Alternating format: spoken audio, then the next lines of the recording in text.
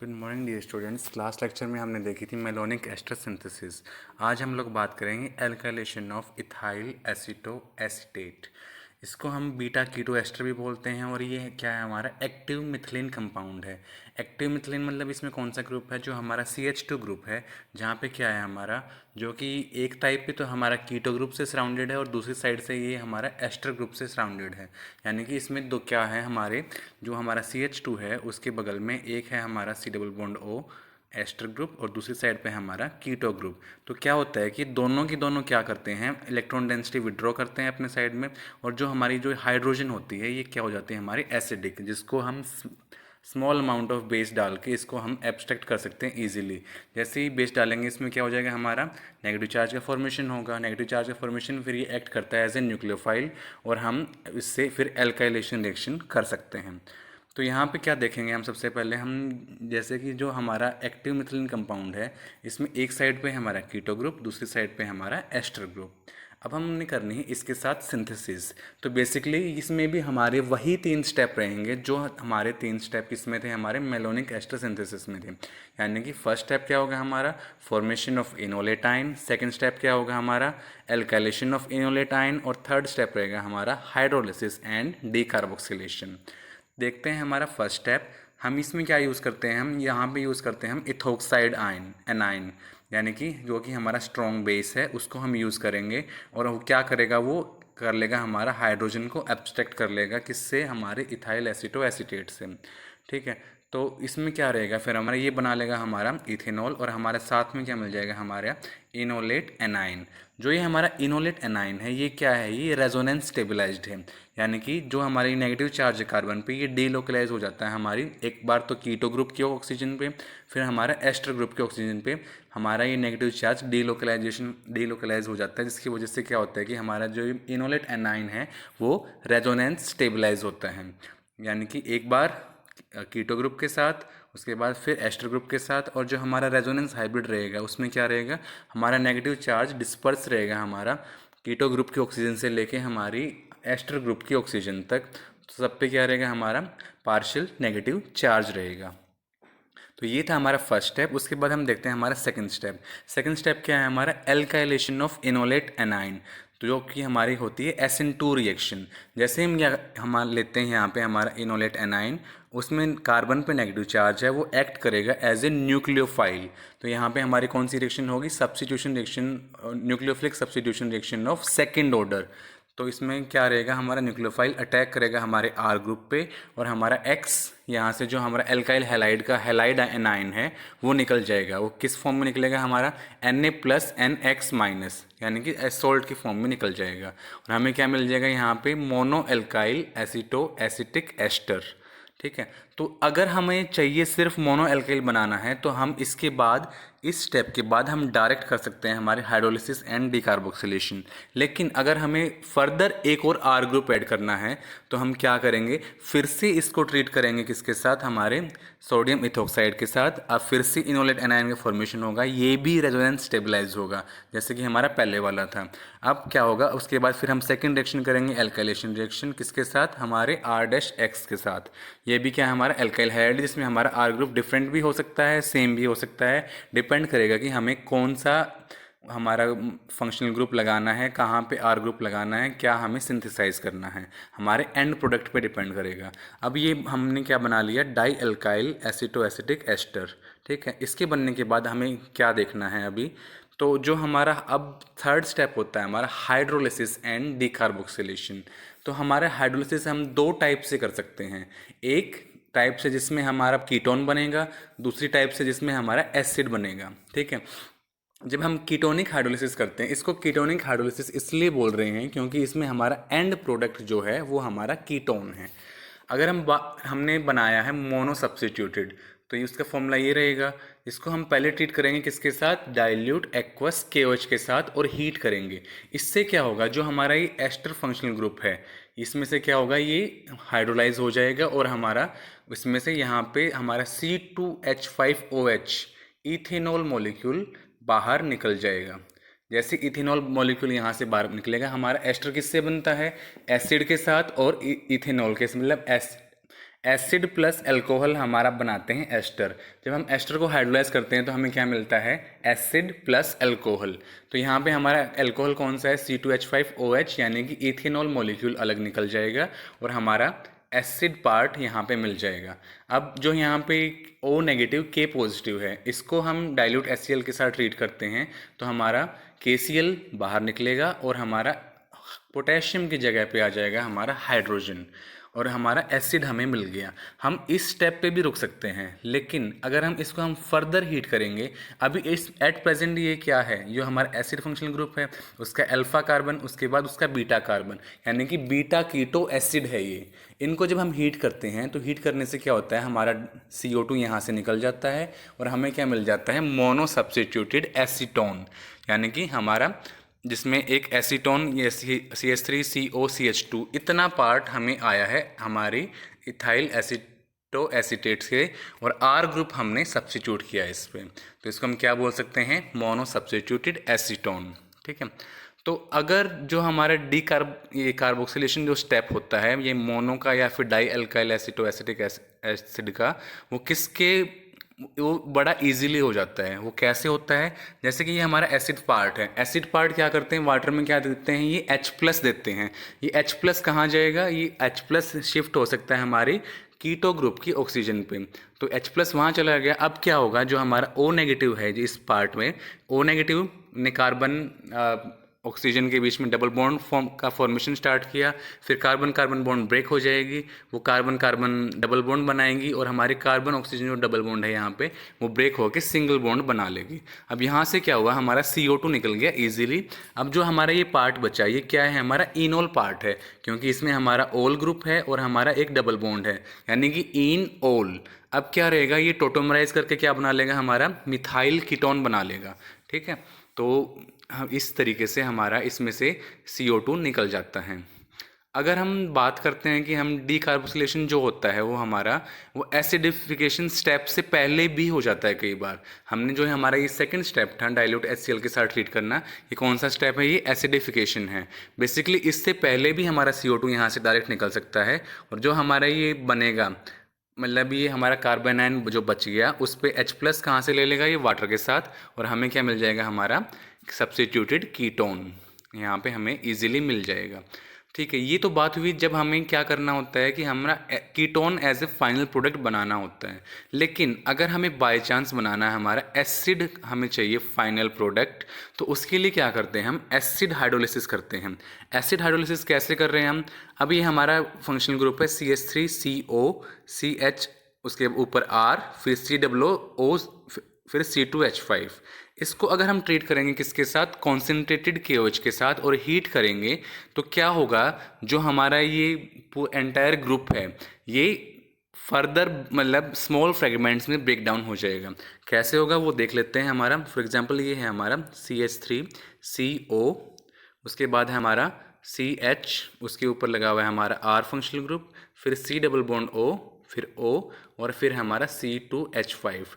अब इस पे हम कॉन्सेंट्रेटेड H2O डालेंगे तो यहाँ से ये 3 जगह से ब्रेक होगा। एक सबसे पहले ब्रेकेज आएगा इस कार्बन कार्बन बॉन्ड में, ठीक है। दूसरा ब्रेकेज कहाँ पे आएगा, हमारा इधर आएगा, ठीक है। यानी कि ये 2 बॉन्ड यहाँ से ब्रेक हो जाएंगी। तो जो ये पार्ट बचा हमारा, तो ये पार्ट बनाएगा हमारा अल्कोहल, ये पार्ट बनाएगा हमारा एसिड, और जो हमारा फर्स्ट पार्ट है ये भी क्या बनाएगा, एसिड। जैसा कि हमने पता है कि हमारा फर्स्ट पार्ट में कोई चेंज नहीं हो सकता, यानी कि ये CH3CO हर एक में रहेगा, क्योंकि हमारे स्टार्टिंग मटेरियल में ये है, तो हमें एसिटिक एसिड हर बार मिलेगा। और जो हमारा सेकंड पार्ट है उसमें हमें क्या मिलेगा, वो डिपेंड करेगा हम कौन सा R ग्रुप यहाँ पे यूज़ कर रहे हैं।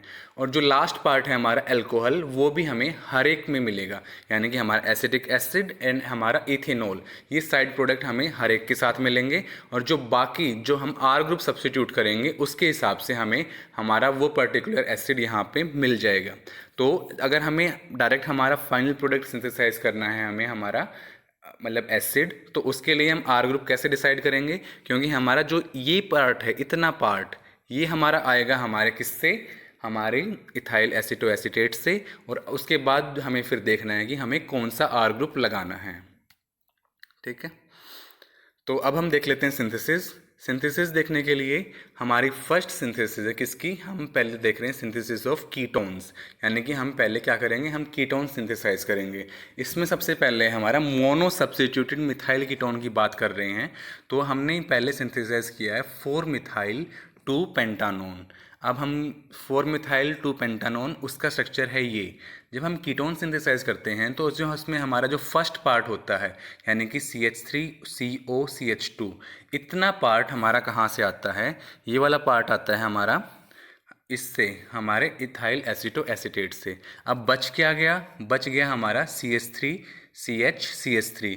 ये हमें चाहिए R ग्रुप में, यानी कि जो हम RX लेंगे उसमें हमारा R ग्रुप क्या होना चाहिए, CH3, एक कार्बन CH3, और यहाँ पे फिर हम X लगाएंगे क्योंकि सेकंड वाले कार्बन से अटैच्ड है हमारा, जो हमारा इसके साथ जो हमारा जो फर्स्ट पार्ट है जो हमारा आएगा इथाइल एसीटो एसीटेट से, उससे अटैच्ड है कौन सा, इनका सेकंड कार्बन। तो यहाँ पे हम क्या लेंगे, सेकंड कार्बन उसका ले लिया हमने, हमारा R ग्रुप हो जाएगा ये। साथ में X हैलाइड हम या तो हम ब्रोमाइड लेते हैं या फिर हम आयोडाइड लेते हैं, क्योंकि वो अच्छे लिविंग ग्रुप होते हैं और ईजिली लीव कर जाते हैं। ठीक है, तो हमने स्टार्ट किया इथाइल एसीटो एसीटेट के साथ। फर्स्ट स्टेप सेम, हम इसको ट्रीट करेंगे सोडियम इथोक्साइड के साथ, इथेनॉल बाहर निकलेगा और हमारा इनोलेट एनाइन बनेगा। इनोलेट जो एनाइन बना है वो हमारा रेजोनेंस स्टेबलाइज होगा। उसके बाद फिर उसको हम ट्रीट करेंगे, सेकंड स्टेप होगा हमारा एल्काइलेशन।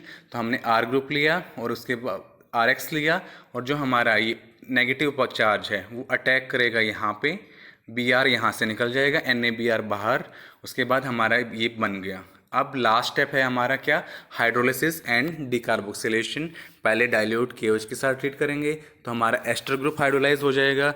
एस्टर ग्रुप हाइड्रोलाइज होकर क्या बनाएगा, हमारा ये वाला पार्ट हाइड्रोलाइज हो जाएगा और ये बना लेगा COO नेगेटिव K पॉजिटिव। उसको एसिडिफाई करेंगे डाइल्यूट H2SO4 के साथ, वो एसिड बना लेगा। एसिड बनाने के बाद हीट करेंगे तो beta keto acid easily CO2 lose कर देते हैं और हमें मिल जाएगा हमारा डेजायर्ड प्रोडक्ट 4 मिथाइल 2 पेंटानोन। ठीक है, तो ये तो सिंथेसिस थी हमारी 4 मिथाइल 2 पेंटानोन की। अब नेक्स्ट देखते हैं हम सिंथेसिस किसका, 1,1 डाई सब्स्टिट्यूटेड मिथाइल कीटोन की। यानी कि अभी तो हमने सिर्फ एक सब्स्टिट्यूशन किया था, हमारे जो एक्टिव मिथिलीन ग्रुप की एक हाइड्रोजन हटा के वहाँ पे हमने R ग्रुप लगाया था। अगर हम उसमें 2 हाइड्रोजन होते हैं तो हम दूसरा R ग्रुप भी वहाँ पे लगा सकते हैं। तो यहाँ पे हम सिंथेसाइज किसका कर रहे हैं, अभी सिंथेसाइज करेंगे हम 3 मिथाइल पेंटानोन का। ठीक है, 3 मिथाइल 2 पेंटानोन। तो इसमें ध्यान से देखने वाली बात ये है कि जो हमारा फर्स्ट पार्ट है, इतना पार्ट CH3COCH, ये तो आ जाएगा हमारा स्टार्टिंग मटेरियल से। अब हमें 2 R ग्रुप लगाने हैं, एक हमारा मिथाइल है, दूसरा हमारा CH2CH3 यानी कि इथाइल ग्रुप है। और मैंने आपको मेलोनिक एस्टर सिंथेसिस में बताया था कि हम पहले बड़ा ग्रुप लगाएंगे सो दैट जब सेकेंड रिएक्शन होगी तो उस टाइम पे स्टेरिक हिंड्रेंस कम होगा इनकमिंग ग्रुप के साथ। तो पहले हमने स्टार्ट किया किसके साथ, हमने लिया यहाँ पे हमारा इथाइल एसीटो एसीटेट, उसको ट्रीट किया सोडियम इथोक्साइड के साथ। फर्स्ट स्टेप सेम रहेगा, हम इनोलेट एनाइन का फॉर्मेशन करेंगे। उसके बाद सेकंड स्टेप है एल्काइलेशन। एल्काइलेशन में हमें 2 ग्रुप लगाने हैं, CH3 एंड C2H5। तो हम पहले लगाएंगे बड़ा ग्रुप C2H5, Br हमने यहाँ पे लिया और वो ग्रुप यहाँ पे सब्स्टिट्यूट हो गया। अब सब्स्टिट्यूट होने के बाद क्या करेंगे, इस पे एक हाइड्रोजन और बचा हुआ है, उसको फिर से ट्रीट किया हमने किसके साथ, सोडियम इथोक्साइड के साथ। इथेनॉल बाहर निकला और उसके बाद क्या बचा हमारा, एक फिर से इनोलेट एनाइन बन गया। इनोलेट एनाइन बनने के बाद फिर हम सेकंड स्टेप रिपीट करेंगे, एल्काइलेशन। उसके लिए हमने लिया मिथाइल आयोडाइड, सोडियम आयोडाइड बाहर, और हमारा सेकंड सब्स्टिट्यूशन यहाँ पे हो गया। इफ सब्स्टिट्यूशन होने के बाद लास्ट स्टेप है हमारा हाइड्रोलिसिस एंड डिकार्बोक्सिलेशन। हाइड्रोलिसिस करेंगे हम किसके साथ, एक्वस KOH लिया तो हमारा एस्टर ग्रुप हाइड्रोलाइज हो गया, उसने बनाया COO नेगेटिव K पॉजिटिव। उसको एसिडिफाई किया हमने किसके साथ, डाइल्यूट H2SO4 के साथ। यहाँ पे हम डाइल्यूट HCl भी ले सकते हैं, दोनों से हमें सेम रिजल्ट मिलेगा। ठीक है, जैसे वो एसिडिफाई हो गया उसके बाद हमने लास्ट स्टेप में उसको हीट किया जिससे CO2 बाहर निकल गई और हमें हमारा डेजायर्ड प्रोडक्ट 3 मिथाइल 2 पेंटेनोन मिल गया। तो ये थी हमारे कीटोन्स के सिंथेसिस। इसके बाद हम देखेंगे अभी सिंथेसिस ऑफ डाई कीटोन। अगर हमें बाय चांस सिंगल कीटोन ना बना के डाई कीटोन बनाना हो तो डाई कीटोन में हम दो टाइप देखेंगे। पहला कौन सा है हमारा 1,3 डाई कीटोन, और दूसरा हम देखेंगे 1,4 डाई कीटोन का। ठीक है, तो पहला देख लेते हैं पहले। तो इसमें क्या रहेगा हमारा, हमने स्टार्ट किया किसके साथ, इथाइल एसीटोएसीटेट के साथ। उसको किया हमने सोडियम इथोक्साइड के साथ ट्रीट। फर्स्ट स्टेप हमारा फॉर्मेशन ऑफ इनोलेट एनाइन, वो सब में सेम रहेगा। अब ये एक चीज़ ध्यान से देखने वाली बात है, एक कीटो ग्रुप तो इसमें ऑलरेडी है इस पार्ट में, ठीक है, CH3COCH। अब हमें सेकेंड कीटो ग्रुप इंट्रोड्यूस करना है, तो उसके लिए हमने एसिटाइल क्लोराइड का यूज़ किया है यहाँ पे CH3COCl। ठीक है, तो ये यहाँ पे CH3COCl जब हो रहेगा तो उसका स्ट्रक्चर क्या रहेगा हमारा CH3COCl। अब जो यहाँ पे कार्बन पे नेगेटिव चार्ज है, कार्बन पे क्या है यहाँ पे नेगेटिव चार्ज, वो अटैक करेगा CO पे। पहले ये डबल बॉन्ड ब्रेक होगी, फिर ये डबल बॉन्ड वापस फॉर्मेशन होगी, और हमारा जो गुड लिविंग ग्रुप है Cl वो यहाँ से लीव कर जाएगा। यानी कि अब इसमें कार्बन के साथ कौन अटैच हो गया, COCH3। ठीक है, कार्बन के साथ क्या अटैच हो गया यहाँ पे हमारा COCH3। यहाँ इसमें देखो कार्बन के साथ हमने अटैच कर दिया है CH3CO। उसके बाद जो नेक्स्ट कार्बन है उस पर लग गया हमारा COCH3 और हमारा NaCl बाहर निकल जाएगा। तो जैसे ही हमारा दो कीटोन इसमें आ गए हैं, अब हमें क्या करना है, हाइड्रोलिसिस एंड डीकार्बोक्सिलेशन। तो लास्ट स्टेप सेम सब में, डाइल्यूट KOH के साथ पहले हीट करेंगे, फिर इसको एसिडिफाई करेंगे डाइल्यूट H2SO4 के साथ, फिर लास्ट में हीट किया CO2 बाहर, और हमें क्या मिल गया, एसिटाइल एसीटोन। इसका नाम क्या है, पेंटेन 2,4 डाइओन। ठीक है, फिर नेक्स्ट है हमारा क्या, सिंथेसिस ऑफ 1,4 डाइकीटोन। अगर हमें 1,4 डाइकीटोन बनाना है तो उसके लिए हम क्या करेंगे, एक मेथड तो है सिंपल कि हमने यहाँ पे दो मॉलिक्यूल लिए इसके CH3CO CH2 COO C2H5 ethyl acetoacetate के दो मॉलिक्यूल ले लिए, दोनों को ट्रीट कराया किसके साथ, सोडियम इथोक्साइड के साथ। तो दो मॉलिक्यूल इथेनॉल के बाहर चले जाएंगे और हमारे दो इनोलेट एनाइन फॉर्म हो जाएंगे। तो जैसा कि हमने मैनोलिक एस्टर सिंथेसिस में किया था, आयोडीन ली और दोनों को कंबाइन कर दिया। यानी कि वो कंबाइन होते कैसे हैं, यानी कि एक CH नेगेटिव है, आयोडीन हमारी I2 होती है, इसने अटैक किया, ये बाहर निकल गया, फॉर्मेशन किसका होगा, CHI का। अब इस पे अटैक करेगा हमारा दूसरा CH नेगेटिव, वो उसने अटैक किया इस पे, और यहाँ से आयोडीन फिर से बाहर, यानी कि कार्बन कार्बन की बॉन्ड फॉर्म हो जाती है इससे। इस पर बाकी ग्रुप लगा हुआ है, यानी कि उसको शो नहीं कर रखा, कॉम्प्लेक्स ना दिखे जिससे। ठीक है, तो ये पूरा सिर्फ मेन पार्ट लिया है इनोलेट एनाइन का, उससे शो कर रखा है डायरेक्ट। ठीक है, तो इससे फिर अल्टीमेटली क्या होगा, कार्बन कार्बन के बीच में बॉन्ड फॉर्म हो जाएगी। तो जैसे ही यहाँ पे कार्बन कार्बन के बीच में बॉन्ड फॉर्म होती है तो ये दोनों अटैच हो जाते हैं। अब इसमें देखो, तो जो हमारा जो इतना पार्ट है, ये पार्ट निकल जाएगा हमारा किस में, हमारे हाइड्रोलिसिस में। बच क्या जाएगा हमारा CH3CO CH2 CH2 COCH3, यानी कि 1,4 डाइकीटोन का फॉर्मेशन इससे हो जाएगा बड़े इजीली। ठीक है, तो यहाँ पे फिर लास्ट स्टेप हमारा सेम, डाइल्यूट KOH के साथ हीट करेंगे, दो इथेनॉल मॉलिक्यूल निकल गए, फिर इसको ऐसे एसिडिफाई किया हमने H2SO4 के साथ, और लास्ट में हीट किया तो दो CO2 निकली, और हमें एसीटोनाइल एसीटोन बन गया, जिसका आईपैक नेम क्या रहेगा, हेक्सेन 2,4 डाइओन।